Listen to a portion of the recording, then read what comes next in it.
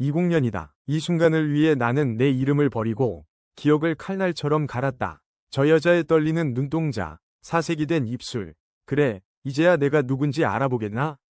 당신이 지옥으로 밀어넣었던 그 아이가 지금 당신 앞에 서 있다.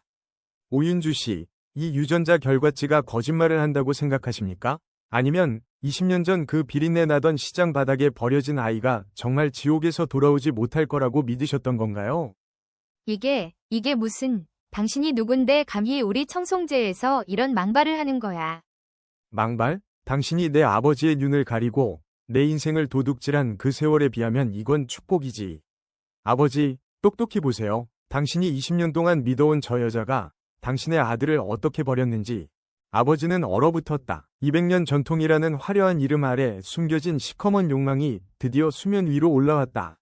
오윤주의 얼굴은 이제 창백한 종이장보다 더 하얗게 질렸다. 그녀의 머릿속에는 20년 전 그 축축하고 비린내 나던 시장통의 기억이 환각처럼 되살아나고 있겠지. 나를 버릴 때 그녀가 지었던 그 비열한 미소. 나는 단 한순간도 잊은 적이 없다. 매일 밤 꿈속에서 그 미소를 보며 나는 복수의 소스를 끓였다. 엄마, 아빠 언제 와요? 집에 가고 싶어요. 여기가 너무 무서워요. 그때 나는 그녀를 엄마라고 불렀다. 바보같이. 그녀의 손바닥에서 전해지는 그 차가운 기운이 나를 영영 버리겠다는 신호인 줄도 모르고 나는 그 손을 놓칠까봐 더 꽉 쥐었다. 태양아, 저기 예쁜 장난감 좀 봐. 엄마가 맛있는 거 사올 테니까 여기서 딱 기다려. 알았지? 한 발자국도 움직이면 안 돼. 그녀의 목소리는 소름 끼치도록 다정했다. 그래서 더 끔찍했다. 자신의 친딸을 이 집안의 유일한 후계자로 만들기 위해 전처의 자식인 나를 쓰레기처럼 버리기로 결심한 여자의 완벽한 연기였다. 엄마, 으앙, 여기 너무 무서워요. 나 로봇 안 가져도 돼요. 제발 와주세요. 빗물이 눈물과 섞여 입안으로 들어왔다. 비릿하고 짠맛. 그날 이후로 나는 세상의 모든 맛을 잃었다. 내가 쥐고 있던 건 아버지가 생일 선물로 준 푸른 비단 손수건뿐이었다. 밤이 깊어지고 상인들이 모두 떠나갈 때까지 나는 그 자리를 떠나지 못했다. 딱 기다려라는 그 말이 내 목을 죄는 족쇄였으니까. 나는 새벽녘까지 그 자리에서 엄마의 환영을 기다리며 얼어붙어 갔다. 여보, 내가 죽일 년이에요. 태양이가 갑자기 트럭 뒤로 뛰어가더니 사람들 틈으로 사라졌어요. 아무리 찾아도 안 보여요. 우리 태양이 어떻게?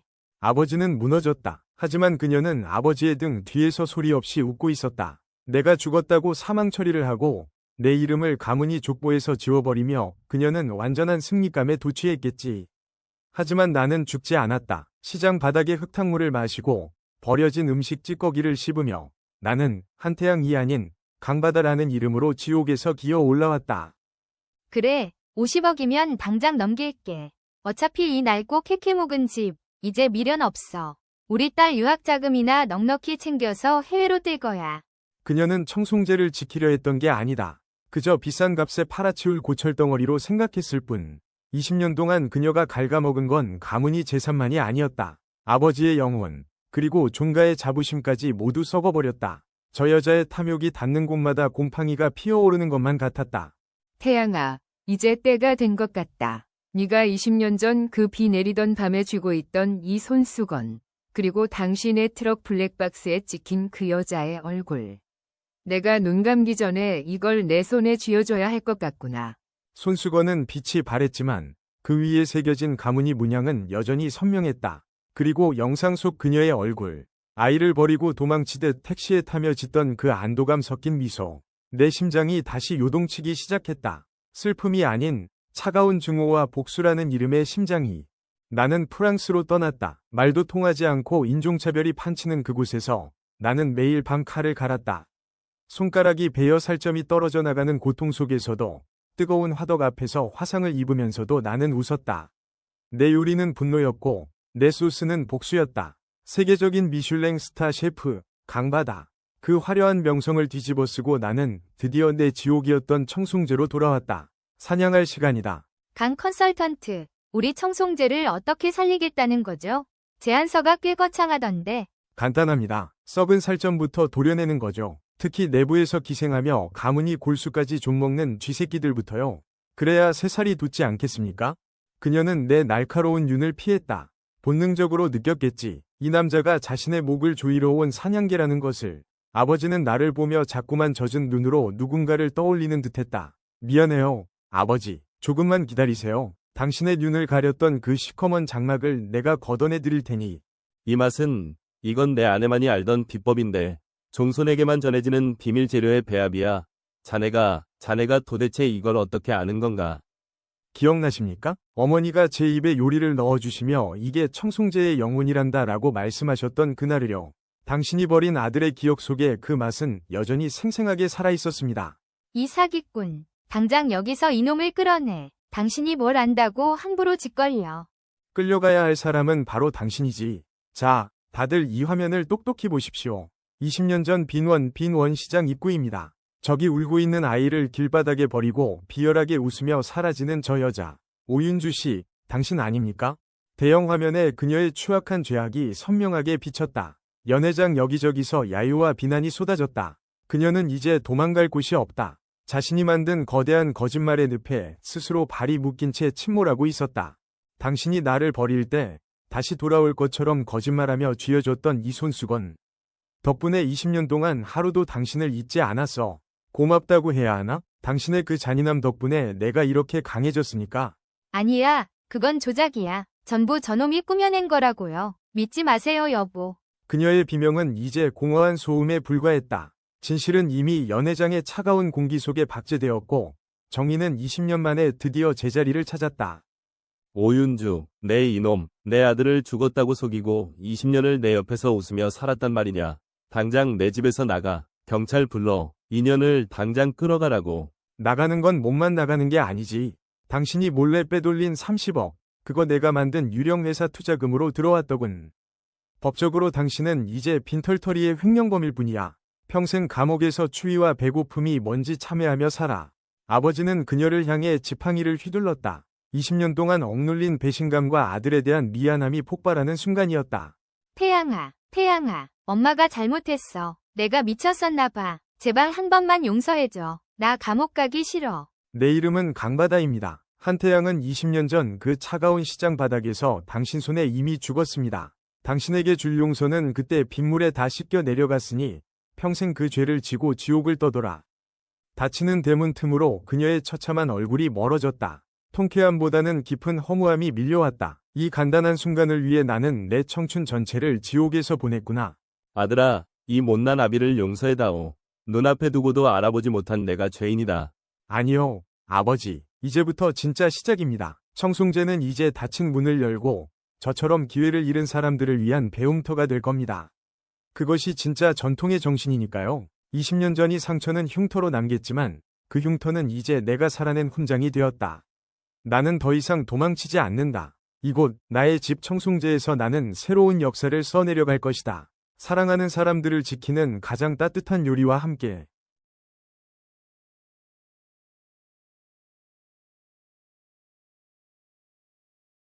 세상에 죽으라는 법은 없나 보지. 근데 왜 하필 내 눈앞에 나타난 거니? 네가 왜 거기서 쓰레기를 뒤지고 있는 거야? 수진아? 너 박수진 맞니? 너 왜 이런 몰골을 하고? 어머니, 여길 어떻게? 아니, 오지 마세요. 보지 마세요. 7년 전 내 손으로 직접 빗속에 처박았던 내 며느리였다. 화사하던 얼굴은 간데없고 깊게 파인 주름과 거뭇한 기미가 가득했다. 다 터진 운동화 사이로 피딱지가 앉은 발가락이 보였다. 수진이는 마치 더러운 짐승이라도 된 양미역화 뒤로 몸을 숨기며 덜덜 떨고 있었다. 내 심장이 덜컥 내려앉았다. 7년의 세월이 이 아이를 어떻게 망쳐놓은 걸까? 제발 그냥 가세요. 어머니, 저 누군지 잘못 보신 거예요. 저 수진이 아니에요. 그러니까 제발. 이거 놔봐. 이게 뭐야? 이민준? 진우 이름이 왜 여기 있어? 친자 확인서? 99.9%? 이게 지금 무슨 소리냐고? 돌려주세요. 어머니가 성관할 일 아니잖아요. 버리실 땐 언제고 이제 와서 왜? 종이를 움켜쥔 손이 사정없이 떨렸다. 수진이는 바닥에 흩어진 서류들을 미친 듯이 주워 담으며 아이처럼 울먹였다. 내 아들 진우의 이름 옆에 선명하게 적힌 부. 그리고 7살 민준. 내 핏줄이 이 쓰레기 더미 속에서 나를 비웃고 있었다. 내가 죽였다고 생각한 아이가 내 아들의 자식이 살아있었다. 더러운 손 안 치워? 네가 감히 누굴 속여? 이 사진 봐. 호텔 로비에서 그놈이랑 실실 쪼개는 이 사진이 증거야. 어디서 부정한 년이 우리 집안을 더럽혀. 어머니, 제발 제 말 좀 들어주세요. 이거 저희 친오빠예요. 부모님 돌아가시고 하나뿐인 오빠가 사고 나서 수술비 붙이러 간 거예요. 제발 한 번만 확인해 주세요. 닥쳐. 오빠? 지나가던 개가 웃겠다. 내 뱃속에 누구 시인지 알고 내가 받아줘. 당장 내 집에서 꺼져. 내 짐조차 이 집 공기 아까우니 그냥 몸만 나가. 그때 나는 참 대단했다. 눈앞에서 피눈물을 흘리는 아이의 진실을 외면한 채 오로지 내 가문이 깨끗해졌다는 승리감에 취해 있었으니까. 나는 그날 한 사람의 인생을 산산조각냈다. 어머니, 오늘 이 선택 반드시 후회하실 거예요. 제가 누명을 벗는 날 어머니는 가장 비참하게 우실 겁니다. 당신이 버린 게 단순한 며느리가 아니라 당신 아들의 심장이었다는 걸 알게 될 테니까요. 어디서 저주야? 비서. 저거 당장 대문 밖으로 끌어내. 소금 뿌리고 문 닫아버려. 수진이는 비틀거리며 빗속으로 사라졌다. 한 푼의 위자료도 따뜻한 옷 한 벌도 없이 그저 혼몸으로. 나는 그 뒷모습에 대고 침을 뱉었다. 다시는 내 눈앞에 나타나지 마라. 그게 내가 내린 정이었고 사모님으로서의 위험이라 착각했다. 아저씨, 이거 박스 더 없나요? 조금만 더 주시면 안 돼요? 네, 우리 민준이 약값이 모자라서 그래요. 제발요. 7년 후에 수진이는 더 이상 내가 알던 그 단아한 여자가 아니었다. 60대인 나보다 더 굽은 허리, 갈라진 목소리. 고물상 아저씨에게 머리를 조아리며 상자 몇 장에 목숨을 걸고 있었다. 세상에 저 꼴을 하고 살아있었단 말이야. 왜 나한테 연락 한 번을 안 하고 저렇게까지 비참하게. 연락할 리가 없지. 내가 아이까지 부정하며 꺼지라고 했는데. 수진이는 나를 피해 이 밑바닥 지옥에서 홀로 아이를 지켜내고 있었던 것이다. 민준아, 조금만 기다려. 엄마가 오늘 돈 많이 벌었어. 이제 주사 맞으러 갈 수 있어. 미안해. 엄마가 능력이 없어서 우리 아들 아프게 해서 미안해. 수진이는 주차장 구석에서 누가 먹다 버린 듯한 김밥을 소중하게 씹고 있었다. 눈물인지 콧물인지 모를 액체가 김밥 위로 뚝뚝 떨어져 범벅이 되었지만 그녀는 허겁지겁 그걸 삼켰다. 그걸 꾸역꾸역 목구멍으로 넘기는 모습을 보며 내 심장이 칼로 베이는 것 같았다. 저 입으로 내 아들에게 사랑한다 말하고 내게 어머니라 부르던 그 예쁜 며느리가 쓰레기통 옆에서 끼니를 때우고 있었다. 소아암, 이민준, 치료비 미납, 4,800만 원. 이게 다 뭐야? 도대체 애가 얼마나 아픈 거야? 심장이 덜컥 내려앉아 숨이 쉬어지지 않았다. 민준이라는 아이, 내 손주가 암으로 죽어가고 있었다. 돈이 없어서 치료비가 밀려서 수술도 못하고 나는 수천만 원짜리 다이아 반지를 맞추고 영양제를 맞으러 병원을 다닐 때 내 핏줄은 응급실 뒷문을 떠돌며 폐지를 줍고 있었다. 나는 비명도 지르지 못한 채 벽을 긁으며 오열했다. 수진아, 내가 무슨 짓을 한 거니? 민준아, 엄마 왔어. 오늘 박스 진짜 많이 주었어. 사장님이 보너스도 주셨다? 이제 조금만 더 하면 우리 민준이 수술할 수 있어. 조금만 참아. 우리 아들 착하지? 엄마, 나 배고파. 근데 할머니는 언제 와? 엄마가 그랬잖아. 할머니는 아주 멋진 분이라고. 우리 민준이 보고 싶어 하실 거라고. 병실 밖에서 그 소리를 들었을 때 나는 그대로 바닥에 주저앉아 입을 막았다. 나를 원망하고 저주해도 모자랄 판에 수진이는 아이에게 나를 멋진 할머니라고 가르치고 있었다. 아이에게 미움 대신 희망을 주려고 그 모진 고통을 혼자 다 삼키고 있었다. 민준아, 할머니가 왔다. 할미가 너무 늦었지? 어머니, 여길 어떻게 알고? 당장 나가세요. 여긴 어머니가 오실 곳이 아니에요. 우리 민준이 겁나요? 제발 나가주세요. 내가 죽일 년이다. 수진아, 내가 미쳤었어. 내가 귀신이 씌었었나 봐. 민준아, 할미 좀 봐줘. 이 못난 할미가 잘못했어. 아이의 창백한 얼굴과 핏기 없는 입술을 본 순간 나는 7년 전 그 모진 말을 뱉었던 내 입술을 찢어버리고 싶었다.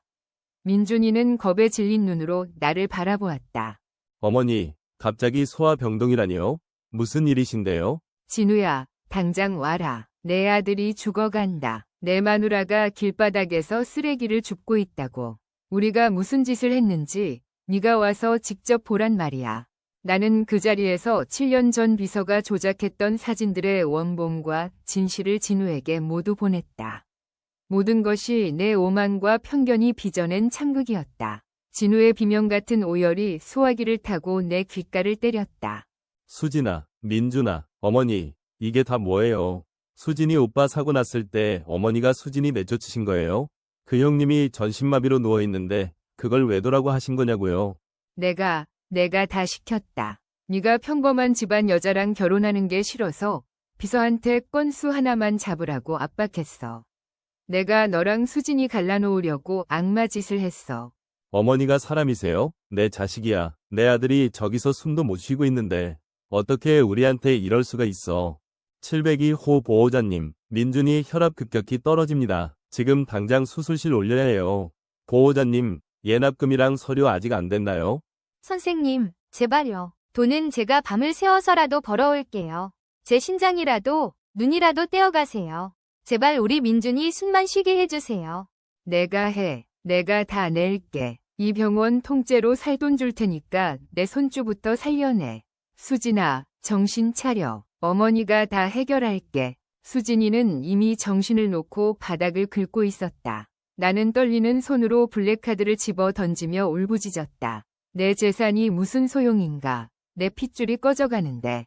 수진아, 나를 죽여라. 내가 천벌을 받을게. 민준이만 살려주면 내 전 재산 너 다 주고 나는 길거리에서 죽을게. 제발 한 번만 용서해주면 안 되겠니?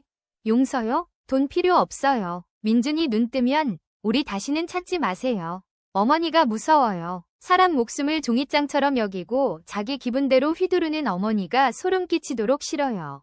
수진이의 그 차가운 말 한마디가 내 심장을 갈기갈기 난도질했다. 어떤 보석보다 단단했던 내 자존심은 이미 가루가 되어 병원 먼지로 흩어졌다. 수진아, 내가 미안해. 내가 너 끝까지 믿어주지 못해서 너 혼자 그 지옥 같은 시간을 보내게 해서 정말 미안해. 나 한 번만 죽여줘. 진우 씨, 난 당신이 미운 게 아니야.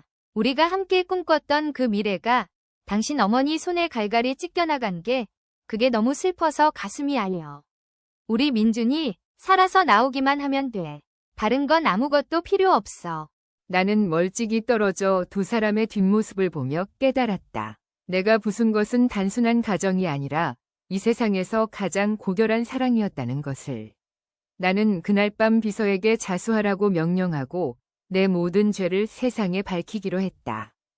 수진아, 여기 받아라. 너랑 민준이 살 집 등기부등본이다. 내 이름으로 해놨어. 그리고 리어카는 내가 직접 고물상에 넘겼다. 이제 다시는 그거 끌 일 없을 거야.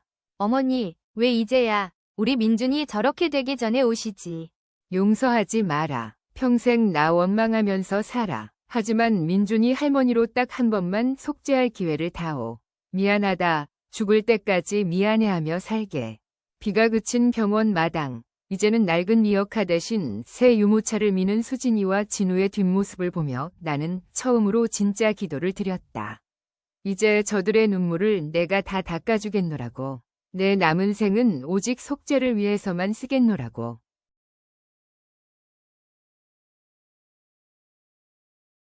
차라리 여기서 눈이 안 떠졌으면 좋겠다고 생각했어요. 소독약 냄새 진동하는 이 차가운 응급실 침대가 10년 동안 내가 지켜온 우리 집 거실보다 더 편안하게 느껴졌거든요. 그런데 그 평화는 채 5분도 가지 않았죠. 주머니 속에서 끊임없이 울려대는 진동소리. 그건 걱정이 아니라 나를 향한 채찍질이었으니까요. 티링, 티링. 쉴 새 없이 울리는 단톡방 알람 소리가 마치 제 심장을 옥죄는 것 같았습니다.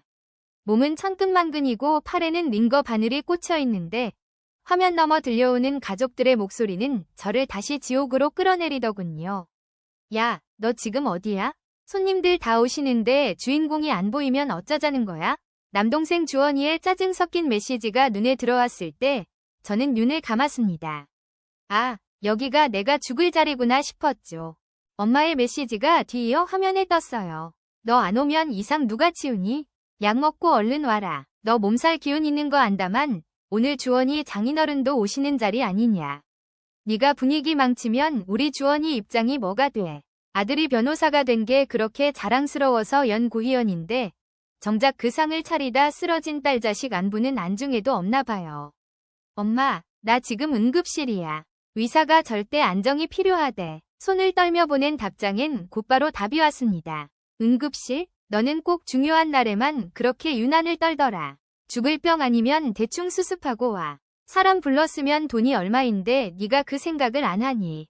그 순간 깨달았어요. 아니, 애초에 나라는 존재는 그들에게 딸이 아니라 고장나면 안 되는 가전제품, 그것도 공짜로 부려먹는 구식 청소기 같은 거였을지도 모르죠. 내 인생 10년이 이 한마디에 갈려나가는 기분이었습니다. 기억나네요. 10년 전 아버지 사업이 하루아침에 무너지던 그날을요. 번듯하던 집 대문에는 빨간 딱지가 덕지덕지 붙었고 평생 고생 한 번 안 해본 엄마는 거실 바닥에 주저앉아 통곡만 했죠. 이제 우린 어떡하니? 우리 주원이 공부는 어쩌고. 대학 졸업을 딱 한 학기 남겨뒀던 저는 그날 밤 잠을 이룰 수 없었습니다. 내 꿈, 내 미래. 하지만 거실에서 들려오는 동생의 울음소리와 아버지의 한숨소리가 제 발목을 잡았어요. 결국 저는 휴학계를 냈어요. 아니, 사실상 자퇴였죠. 낮에는 마트 계산대에서 만원짜리 한 장에 벌벌 떠는 손님들을 상대하며 10시간씩 서 있었습니다. 야, 이거 왜 유통기한 임박인데 할인이 이것뿐이야? 소리를 지르는 진상 손님 앞에서 죄송하다며 허리를 숙일 때마다 제 자존감은 마트 바닥 타일 틈새로 스며들어 사라졌습니다. 하지만 다리가 퉁퉁 붓고 손끝이 종이 상자에 긁혀 피가 맺혀도 참았어요. 내가 벌어가는 이 푼돈이 우리 가족의 유일한 생명줄이라 믿었으니까요. 나는 장년니까 내가 희생하면 우리 가족은 다시 웃을 수 있을 거라 믿었으니까요. 마트 일이 끝나면 바로 대리운전 조끼를 입었어요. 밤 11시부터 새벽 4시까지 잠과의 사투였죠. 취객들의 고약한 술 냄새, 가끔은 성희롱 섞인 농담까지. 그 모든 걸 견딜 수 있었던 건 오직 하나, 우리 주원이 때문이었어요. 누나, 나 이번 학기 교재비가 좀 많이 들어. 누나, 나 친구들 사이에서 기안 죽게 코트 하나만 사주면 안 돼? 동생의 전화를 받을 때마다 저는 제 입에 들어가는 커피 한 잔 값도 아껴가며 돈을 보냈습니다. 뒷좌석에서 코를 골며 자는 취객들을 백미러로 볼 때마다 제 모습이 너무 비참해서 핸들을 잡은 손에 힘을 줬습니다. 누나, 나 꼭 훌륭한 법조인 돼서 누나 호강시켜줄게. 누나 고생한 거 내가 다 갚을게. 고시 공부하던 주원이가 제 손을 잡고 울며 했던 그 약속. 그 말을 믿었던 내가 얼마나 처절하게 바보 같았는지. 밤거리를 헤매며 졸음을 쫓으려고 허벅지를 손톱으로 피가 나도록 꼬집던 그 흉터가 아직도 선명한데 정작 변호사가 된 주원이는 그 흉터를 가난의 흔적이라며 부끄러워하더군요. 자기 친구들 모임에는 절대 저를 부르지 않았죠. 누나는 옷도 좀 그냥 집에서 반찬이나 해. 그게 동생의 첫 보답이었습니다. 어느덧 주원이는 번듯한 로펌의 변호사가 됐고 막내 미연이는 부잣집 외아들에게 시집을 갔죠. 집안 형편이 피고 꽃길이 열렸는데도 제 일상은 변하지 않았어요. 저는 여전히 시장통에서 작은 반찬 가게를 하며 새벽 4시에 일어나 나무를 다듬었습니다. 가족들은 제 가게를 우리 집안의 수치인 양 말하면서도 정작 자기들 집에 손님이 오거나 명절이 되면 당연하게 전화를 걸었죠. 언니, 이번 시댁 식구들 오는데 갈비찜 좀 넉넉히 해서 보내줘. 언니가 한 게 제일 맛있잖아. 미연이의 말은 칭찬이 아니라 명령이었어요.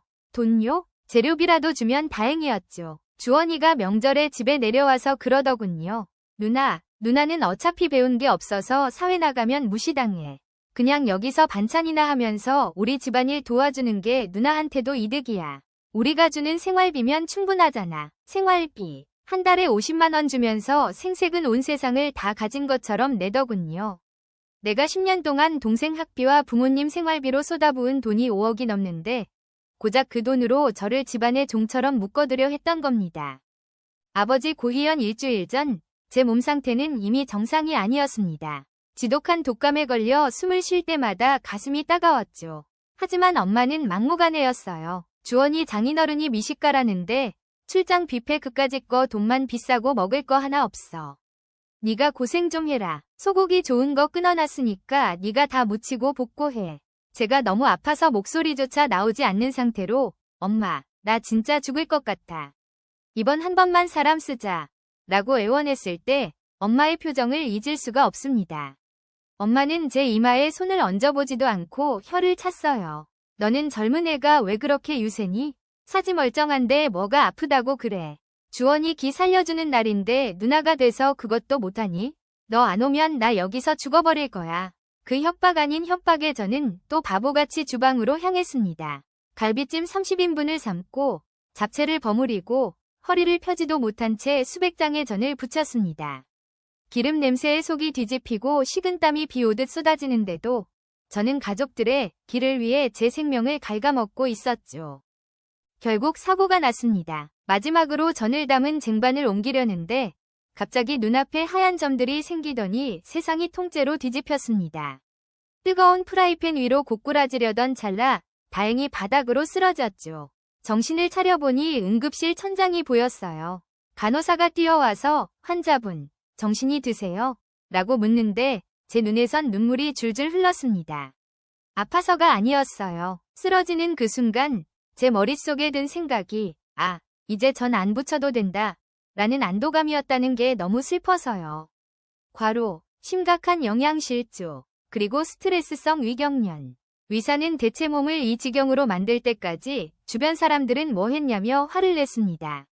링거를 타고 차가운 약물이 들어오는데 그제야 제 인생이 보였습니다. 10년 동안 저는 가족이라는 이름의 감옥에서 갈 수 없는 죄수로 살았던 거예요. 누워있는 동안 단톡방을 열어봤습니다. 100개가 넘는 메시지 중 제 안부를 묻는 건 단 하나도 없었어요. 주원이는 장인어른이 갈비찜 기다리시는데 어떻게 된 거냐며 불같이 화를 내고 있었고, 미연이는 언니 때문에 분위기 다 망쳤다며 울상을 짓는 이모티콘을 남발하더군요. 엄마는 한술 더 떠서 병원비 아깝게 응급실은 왜 갔냐, 빨리 퇴원해서 남은 음식이나 수습해라라고 제 가슴에 대못을 박았습니다. 그 순간 제 마음속 깊은 곳에서 단단하게 뭉쳐있던 무언가가 툭 하고 터져버렸습니다. 10년 동안 억지로 이어붙인 가족이라는 이름의 가식적인 인연이 완전히 끝나는 소리였죠. 저는 그날 밤 링거를 꽂은 채로 변호사를 불렀습니다. 주원이 같은 가짜 변호사 말고 제가 그동안 반찬 가게 하며 단골로 사귀어둔 진짜 실력 있는 법무법인 대표님을요. 병원에서 퇴원하던 날 저는 집으로 가지 않았습니다. 대신 그동안 제가 피눈물 흘리며 모아온 모든 기록을 가지고 사무실로 향했죠. 가족들은 꿈에도 몰랐을 거예요. 제가 단순히 반찬이나 팔아서 푼돈을 번 게 아니라는 걸요. 저는 부동산 경매를 공부했고 시장 재개발 정보를 미리 파악해 작은 땅들을 사두었습니다. 무엇보다 지금 가족들이 살고 있는 그 넓은 아파트, 명의는 제 것이었습니다. 아버지가 신용불량자라 제 이름으로 샀던 그 집이 이제 제 복수의 가장 강력한 무기가 될 차례였죠. 격식과 수준을 따지는 그들에게 진짜 수준 차이가 뭔지 보여주겠다고 다짐했습니다. 저는 지난 10년의 가계부를 정리했어요. 동생들 학비 영수증 한 장까지 전부 스캔해서 파일로 만들었죠. 그리고 마지막으로 최근에 확정된 땅 보상금 통지서를 가슴에 품었습니다. 수십억의 보상금. 하지만 이 돈은 오직 나만을 위한 것입니다. 일주일 뒤 저는 가족들을 새로 계약한 펜트하우스로 불렀습니다. 몸도 좀 나았고 그날 일을 사과하고 싶다. 아주 특별한 저녁 식사를 준비했으니 한 명도 빠짐없이 오라고 했죠.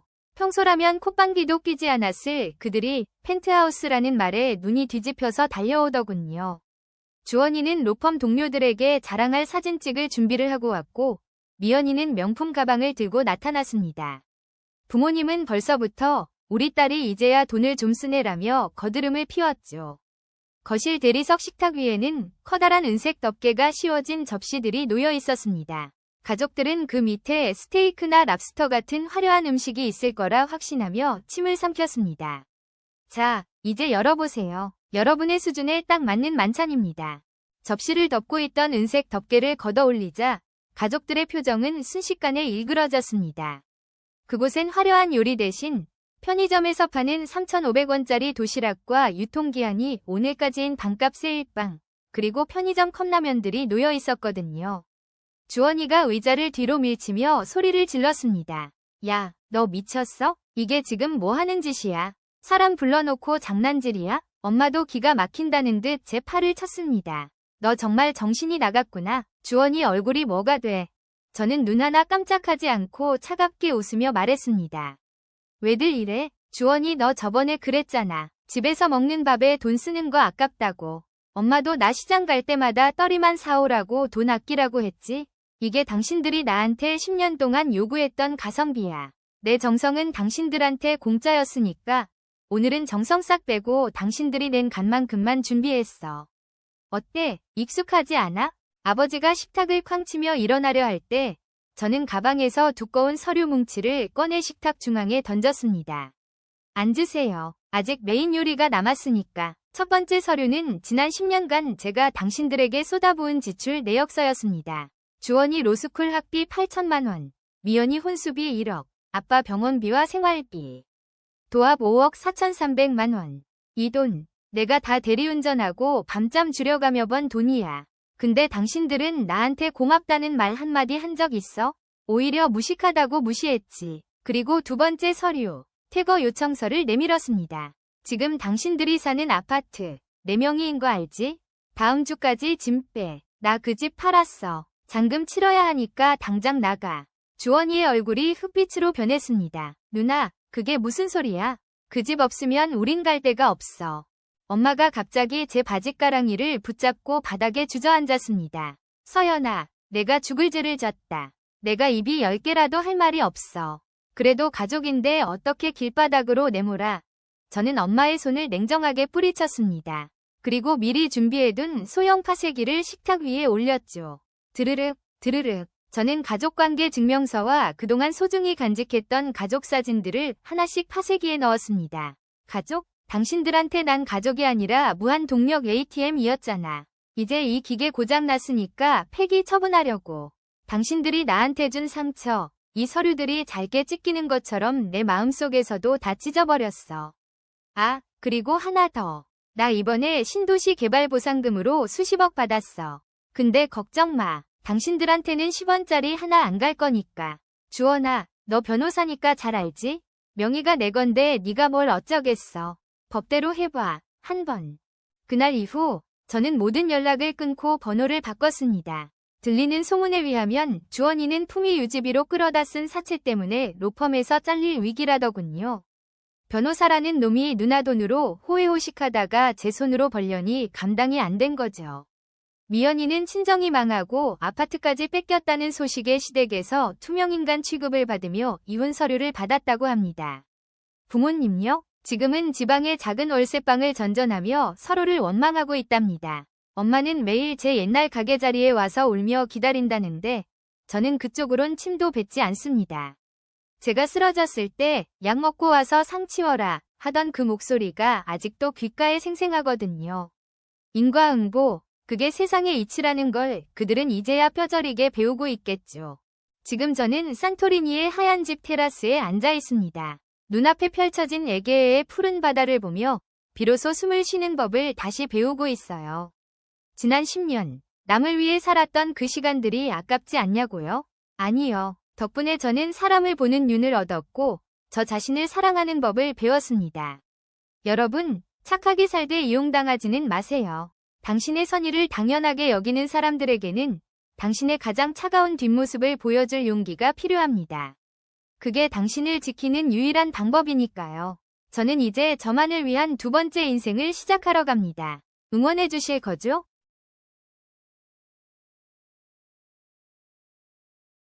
이건 불가능해. 우리 회사 수백 명의 엔지니어가 달라붙어 6개월을 헤맨 이 알고리즘의 치명적 결함을 고작 크레파스로 그린 낙서가 해결했다고? 대체 이 청년, 정체가 뭐야?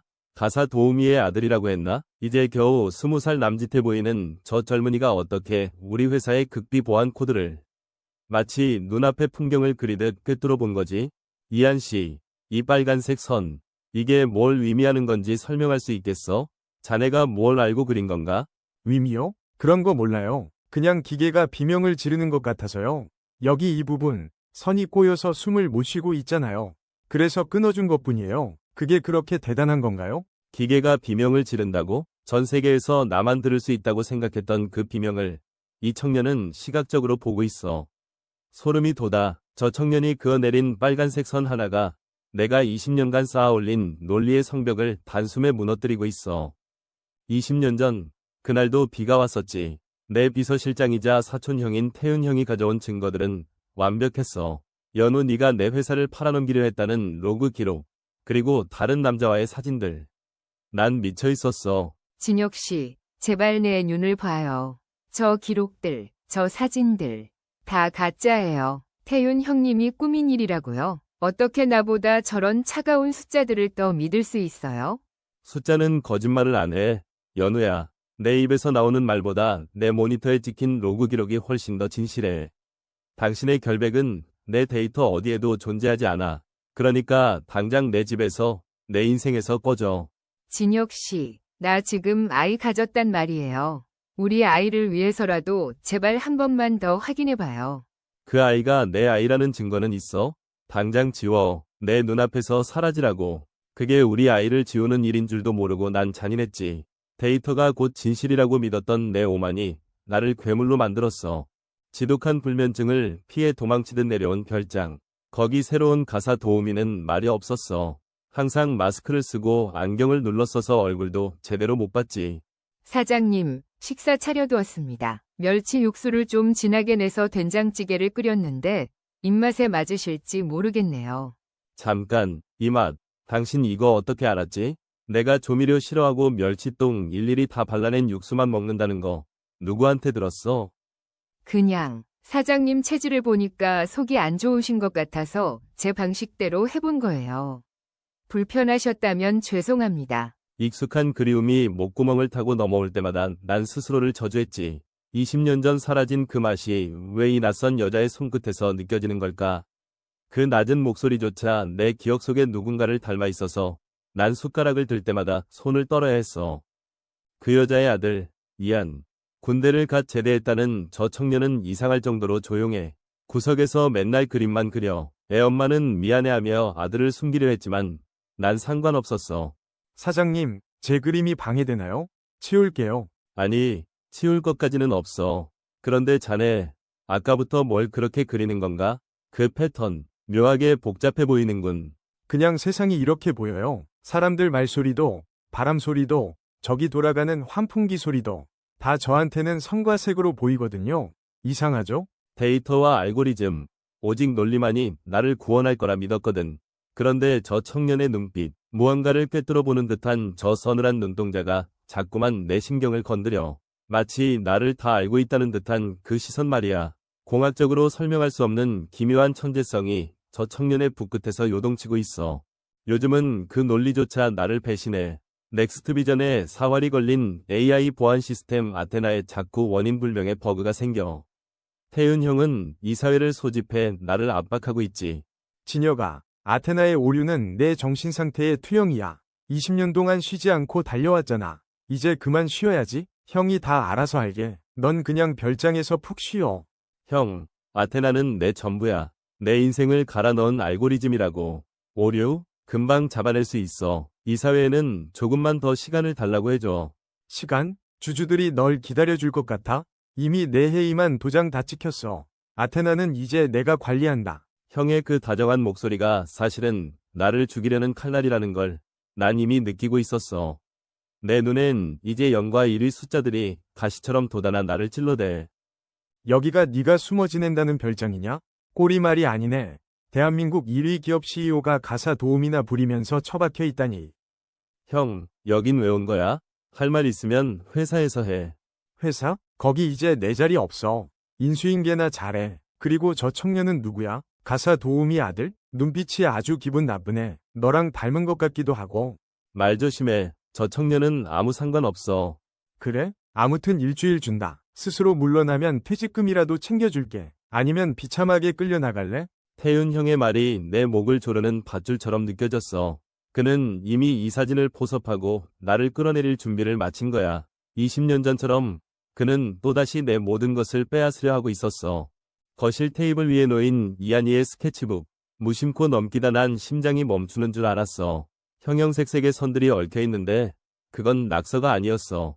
아테나 알고리즘의 데이터 흐름도였지. 이한 씨, 이거 자네가 그린 건가? 이 빨간색 X표. 이게 대체 뭐야?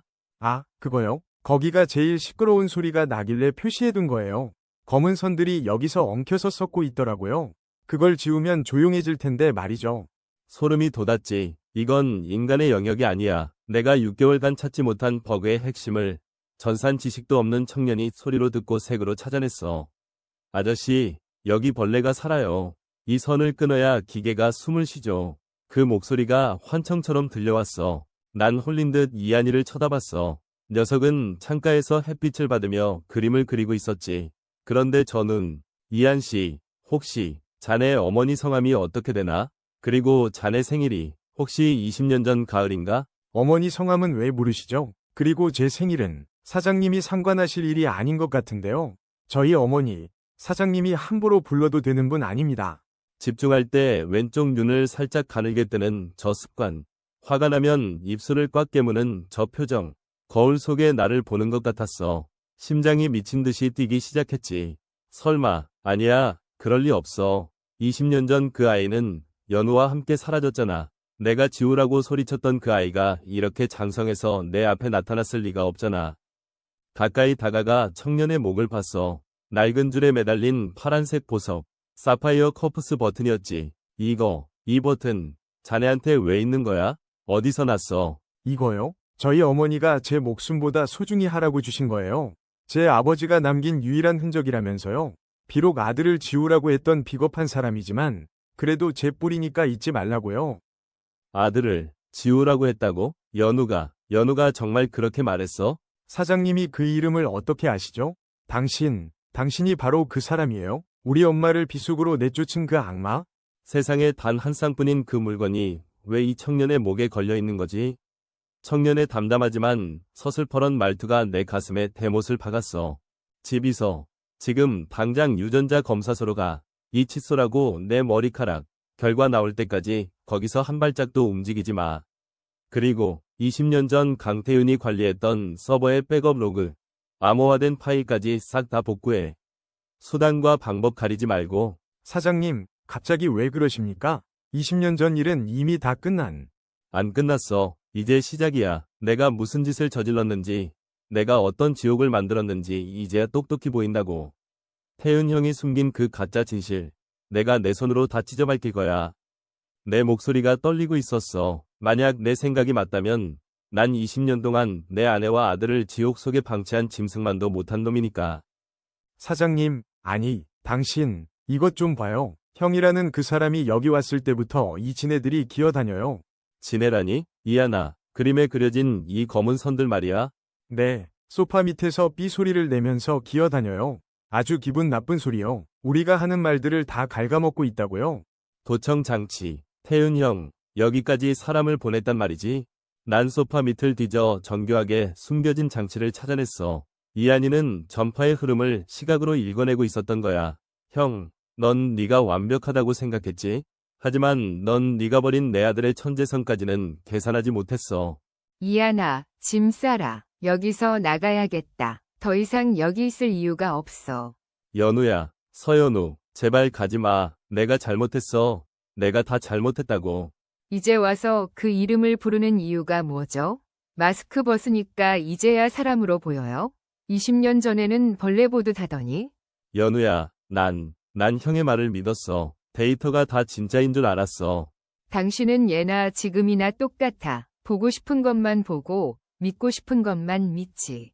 이 아이, 당신이 지우라고 했던 그 아이야. 이제 와서 이 아이의 천재성이 탐나서 붙잡는 거야? 당신은 정말 잔인한 사람이야. 그녀의 차가운 한마디가 내 심장을 갈기갈기 찢어놓았어. 난 아무 말도 할 수 없었지. 자, 주주 여러분, 강진혁 회장의 해임안을 가결하겠습니다. 아테나의 실패는 곧 경영진의 무능을. 잠깐, 형, 성급하네. 아직 보여줄 게 남았는데. 강진혁? 네가 여길 왜? 보안팀, 당장 끌어내. 보안팀 부를 사람은 나야. 이 화면 좀 보지? 이건 내 아들. 이한이가 그린 범죄의 지도야. 형이 20년 전 어떻게 로그를 조작했는지, 그리고 지금 아테나에 어떤 코드를 심어서 마비시켰는지. 이 그림 한 장에 다 나와 있어. 집 이서. 복구된 데이터 띄워. 이건 말도 안 돼. 고작 그림 따위로 증거가 될 것 같아. 그림은 시작일 뿐이야. 형이 해외 계좌로 뺀 비자금 흐름. 아까 그 도청 장치에 녹음된 내 목소리. 전부 다 검찰에 넘겼어. 형, 데이터는 거짓말 안 한다며? 이제 네가 그 데이터에 먹힐 차례야. 모든 게 끝났어. 강태윤은 끌려갔고 난 다시 회장실로 돌아올 수 있었지. 하지만 거긴 아무것도 없었어. 난 다시 별장으로 달려가 연우 앞에 무릎을 꿇었어. 연우야, 내가 죽을 죄를 지었어. 대한민국 최고의 기업? 다 필요 없어. 0과 1의 숫자만 믿느라 정작 내 눈 속에 담긴 진실을 보지 못한 내가 무슨 자격으로 회장 자리에 있겠어. 제발 죽을 때까지 속죄하게 해줘. 우리 아들 이한이에게 이제라도 아비 노릇을 하게 해달란 말이야. 용서? 그건 내가 하는 게 아니에요. 이한이한테 물어봐요. 그 아이가 당신을 아빠로 인정할지. 내 오열 소리가 정원을 가득 채웠어. 20년의 세월을 되돌릴 순 없겠지만 난 이제 멈추지 않을 거야. 아빠, 저기 바다 위에 떠 있는 윤슬 좀 보세요. 저건 0과 1로 표현할 수 없는 빛이죠? 제가 저 빛을 코드로 그려볼게요. 아빠가 만든 아테나가 저 빛처럼 따뜻해졌으면 좋겠어요. 그래, 이한아. 아빠가 미안하다. 그리고 고맙다. 네가 그려준 세상이 아빠에겐 가장 큰 데이터고 진실이야. 둘 다 그만하고 밥 먹어요. 된장찌개 식겠어요. 데이터가 설명할 수 없는 단 하나. 그건 바로 사랑이라는 걸 난 이제야 배웠어. 이 청년의 눈동자 속에 담긴 우리 세 사람의 미래를 위해 난 이제 절대 놓지 않을 거야. 아빠, 다음엔 우리 셋이서 진짜 여행 가요. 그래, 이제 다시는 너희 손을 놓지 않을게.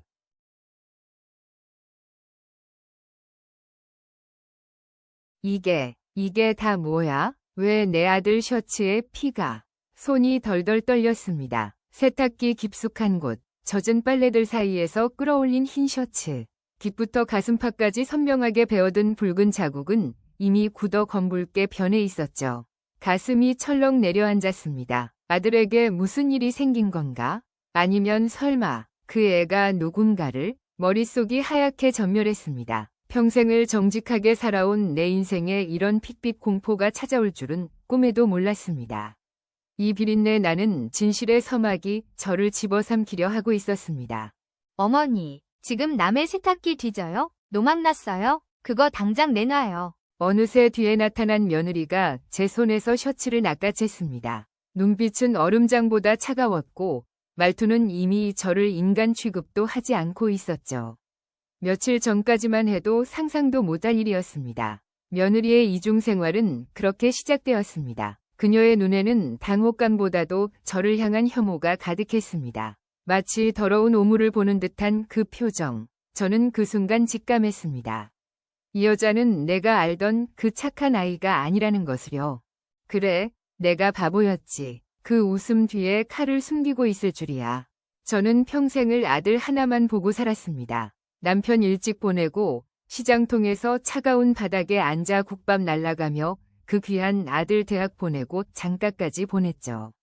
손마디가 다 붉어지고 무릎 연골이 다 닳도록 일만 했습니다. 며느리가 처음 인사 오던 날 그 수줍은 미소를 보며 저는 세상을 다 얻은 기분이었습니다. 어머니, 제가 정말 잘할게요. 이제 고생 그만하시고 저랑 행복하게 살아요. 그 살가운 목소리를 저는 바보같이 다 믿었습니다. 매일 새벽같이 일어나 보약 다려주고 퇴근하는 며느리 발 부었을까 봐 따뜻한 물 받아놓고 기다리던 그 시간들. 그게 제 인생의 유일한 보상인 줄 알았습니다. 하지만 그건 저만의 착각이었습니다. 얘야, 요즘 왜 이렇게 늦니? 아범도 걱정하는데. 어머니가 뭘 안다고 그러세요? 저 사회생활 하는 여자예요. 집안일에나 신경 쓰시지. 왜 자꾸 사생활을 캐물으세요? 짜증나게. 석 달 전부터였습니다. 며느리의 귀가 시간은 점점 늦어졌고 안방문을 잠그고 누군가와 은밀하게 통화하는 소리가 들려왔습니다. 응, 자기는 조금만 기다려. 그 노인네 금방 처리할 테니까. 소름 돋는 목소리. 거실에는 우리 아들 월급으로는 꿈도 못 꿀 명품 쇼핑백들이 쌓여갔습니다. 늦은 밤 들어오는 며느리의 옷에서는 독한 담배 냄새와 이름 모를 남자의 진한 향수 냄새가 진동했습니다. 이게 다 왜 여기 있는 거지? 싱크대 깊숙한 곳, 곰팡이 핀 냄비 뒤편에서 작은 상자들을 발견했습니다. 떨리는 손으로 열어본 상자 안에는 수천만 원을 호가하는 금팔찌와 다이아몬드 반지가 빛나고 있었습니다. 보증서에 적힌 구매자 이름은 김철수. 우리 아들 이름도 며느리 이름도 아니었습니다. 심장이 터질 듯이 뛰었습니다. 얘야, 이 상자들 말이냐. 이게 다 뭐니? 혹시 아범 모르게 물어본 게 화근이었을까요? 며느리는 그날 이후로 가면을 완전히 벗어 던졌습니다. 어머니, 제발 적당히 좀 하세요. 이 집명이 누구 건지 벌써 잊으셨어요? 아버님이 물려주신 이 집. 오빠가 나한테 전액 증여한 거 모르냐고요. 며느리는 제 턱 밑까지 얼굴을 들이밀며 짐승처럼 소리를 질렀습니다. 꼴도 보기 싫으니까 당장 당신 방으로 처박혀 있어요. 밥도 차려주지 마요. 노인네 냄새 나니까. 한 번만 더 내 물건에 손대면 그땐 정말 길바닥으로 쫓겨날 줄 알아요. 저는 그 자리에서 얼어붙었습니다. 내가 금이야 오기야 키운 아들이 어떻게 나 몰래 집명의를 넘겼을까. 배신감에 눈앞이 캄캄해졌고 다리에 힘이 풀려 주저앉고 말았습니다. 며느리는 그런 저를 비웃으며 방으로 들어가 버렸습니다. 아들아, 네가 어떻게 나한테 이럴 수 있니? 쫓겨나듯 집을 나와 공원 벤치에 앉았습니다. 찬 바람이 살을 내는데 마음은 그보다 더 시렸습니다. 엄마, 미안해. 민지가 워낙 완고해서 나도 어쩔 수가 없었어. 조금만 참아줘. 내가 나중에 다 해결할게. 아들은 전화기 너머로 비겁한 한숨만 내쉬더군요. 아들마저 제 편이 아니었습니다. 그 차가운 벤치 위에서 저는 밤을 지새웠습니다. 하지만 눈물은 나오지 않았습니다. 대신 가슴 속 깊은 곳에서 뜨거운 무언가가 치밀어 올랐습니다. 이대로 죽을 순 없다. 내 인생을 송두리째 훔쳐간 저 여자를 가만두지 않겠다고 저는 신에게 맹세했습니다. 그래, 너희가 나를 미친 노인네 취급한다면 기꺼이 그렇게 되어주마. 저는 다음날 아무 일 없었다는 듯 집으로 돌아갔습니다. 며느리는 제가 들어오든 말든 거실에서 대놓고 내연남과 영상통화를 하더군요. 자기야, 응. 그 노인네 지금 들어왔어. 표정 봐. 완전 넋이 나갔다니까. 곧 요양원 서류 사인하게 만들 거야. 이 집 팔면 우리 바로 스페인으로 뜨는 거다. 사랑해. 방문 너머로 들려오는 그 추악한 계획에 온몸의 피가 거꾸로 솟았습니다. 며느리는 단순히 저를 구박하는 것을 넘어 우리 가족의 마지막 자산까지 빼돌려 도망갈 궁리를 하고 있었습니다. 하지만 그녀는 몰랐을 겁니다. 제가 시장 바닥에서 산전수전 다 겪으며 살아남은 독종이라는 사실을요. 증거, 확실한 증거가 필요해. 저는 며느리가 외출한 틈을 타 치밀하게 움직였습니다. 며느리가 샤워하는 소리가 들릴 때 거실 소파 밑과 주방 환풍기 안쪽에 초소형 녹음기를 설치했습니다. 그리고 아들의 셔츠에서 발견된 그 검붉은 피. 검사 결과 그건 아들의 피가 아니었습니다. 며느리가 내연남과 돈 문제로 다투다 발생한 상처의 흔적이었죠. 지하 주차장 블랙박스 영상 속에는 한 남자가 며느리의 멱살을 잡고 벽으로 밀치는 장면이 선명하게 찍혀 있었습니다. 며느리는 그 남자에게 협박을 당하면서도 우리 아들의 돈을 쏟아붓고 있었던 겁니다. 변호사님, 이 모든 게 사실입니까? 제가 이길 수 있을까요? 어머니, 이건 단순한 집안 싸움이 아닙니다. 사기 공모, 불법 증여, 그리고 간통과 협박까지 얽힌 중범죄입니다. 이 증거들이면 충분합니다. 며느님은 빈털터리로 쫓겨나는 건 물론이고 실형도 면하기 어려울 겁니다. 변호사의 확신에 찬 목소리를 들으며 저는 처음으로 깊은 숨을 내쉬었습니다. 며느리가 가로챈 보석들의 출처, 내연남과의 계좌 이체의 내역, 제가 모은 모든 데이터가 그녀의 목을 조르는 밧줄이 되어가고 있었습니다. 어머니, 아직도 안 나갔어요? 오늘이 요양원 입소 날이라고 몇 번을 말해. 당장 짐 싸요. 얘야, 요양원은 내가 아니라 네가 갈 곳 같은데. 거긴 담장이 아주 높고 창살도 있단다. 결전의 날, 며느리는 기세등등하게 제 방문을 발로 차며 들어왔습니다. 저는 평온한 얼굴로 거실 테이블에 USB 하나와 두툼한 서류 뭉치를 올려두었습니다. 제 눈빛이 평소와 다르다는 것을 느꼈는지 며느리의 눈동자가 가늘게 떨리기 시작했습니다. 네가 내 아들과 나를 속이고 버린 그 더러운 짓들 여기 다 들어있단다. 이제 선택하렴. 순순히 나갈지 아니면 수갑을 찰지. 이게 뭐야? 당신 미쳤어? 이거 다 조작이야. 오빠 어디 있어? 이 할망구가 나 협박해. 현관문이 열리고 모든 진실을 알게 된 아들이 경찰과 함께 들어왔습니다. 아들의 얼굴은 처참하게 일그러져 있었습니다. 민지야, 네가 어떻게? 내 동료들한테 돈 빌려서 너 명품 사준 내가 병신이었지. 네가 그놈이랑 호텔 간 사진까지 다 봤어. 이제 끝이다. 경찰이 며느리에게 다가와 미란다 원칙을 고지했습니다. 며느리는 사색이 되어 바닥에 주저앉았습니다. 그녀의 내연남은 이미 1시간 전 제가 제보한 도박 및 상해 혐의로 긴급 체포된 상태였거든요. 어머니, 잘못했어요. 제발 한 번만 봐주세요. 제가 잠시 미쳤었나 봐요. 오빠, 나 감옥 가기 싫어. 어머니, 제가 다 돌려놓을게요. 며느리는 제 신발을 붙잡고 얼굴이 눈물범벅이 된 채 울부짖었습니다. 불과 1시간 전까지만 해도 저를 노인네라 부르며 멸시하던 그 당당함은 어디로 갔을까요? 저는 차갑게 그 손을 털어냈습니다. 사람은 고쳐 쓰는 게 아니라고 하더라.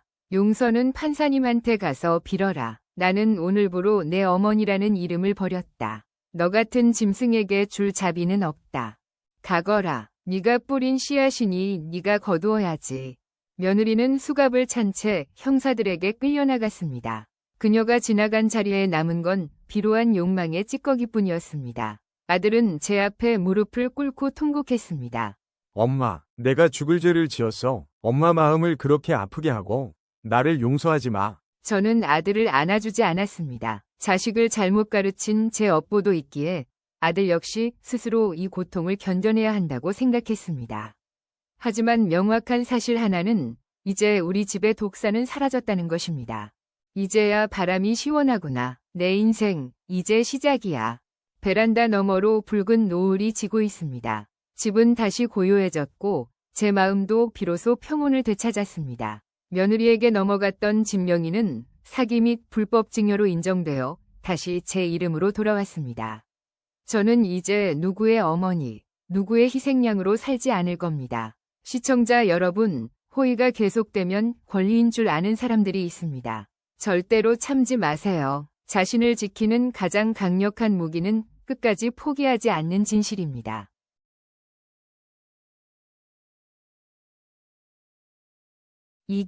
이게 다 뭐야? 내 가방 안에 왜 이런 게 들어있어? 지민아, 너 이거 설명 좀 해봐라. 손끝이 눈에 띄게 떨렸다. 내 아들의 아내, 우리 집안의 복덩이라던 며느리 지민이의 샤넬 가방. 평소엔 안방금고처럼 애지중지하며 화장실 갈 때도 들고 가던 그 가방이 오늘따라 거실 바닥에 덩그러니 놓여 있었다. 청소기를 돌리다 실수로 건드린 가방 입구에서 쏟아져 나온 건 내가 평생 구경도 못한 돈뭉치였다. 500, 1000, 1500. 세상에, 이게 다 얼마야? 그리고 이 신분증은, 사진은 분명 너인데 이름이 왜 박숙자야? 너, 우리 지민이 맞니? 그때였다. 뒤에서 들려온 서늘한 목소리에 내 심장이 멎는 것 같았다. 어머님, 제가 분명히 말씀드렸죠. 제 물건에 손대지 마시라고. 남의 가방 뒤지는 거, 그거 범죄인 거 모르세요? 언제 들어왔는지 지민이가 현관문에 기대어 서 있었다. 평소에 그 조신하고 상냥하던 목소리가 아니었다. 쇳소리가 섞인 차갑고 소름 끼치는 톤. 그녀는 비웃는 표정으로 천천히 다가와 내 손에 든 신분증을 낚아챘다. 박숙자든 유지민이든 그게 어머님한테 무슨 상관이에요? 그냥 주는 밥 먹고 조용히 집이나 지키면 될 것이지. 왜 사서 고생을 하실까? 그녀의 눈빛은 이미 시어머니를 대하는 눈이 아니었다. 마치 벌레를 보듯 경멸 섞인 시선이었다.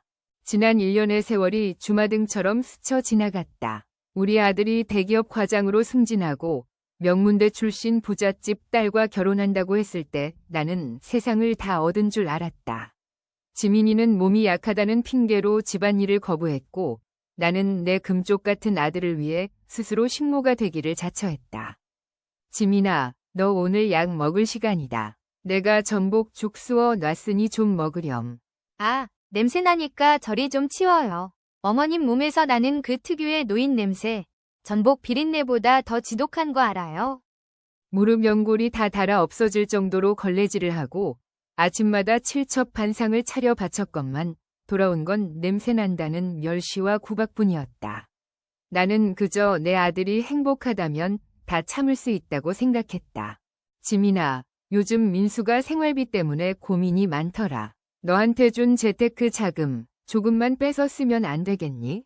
나도 사실 노후 자금 2억 보낸 거 그게 전 재산이라 요새 마음이 좀 불안하구나.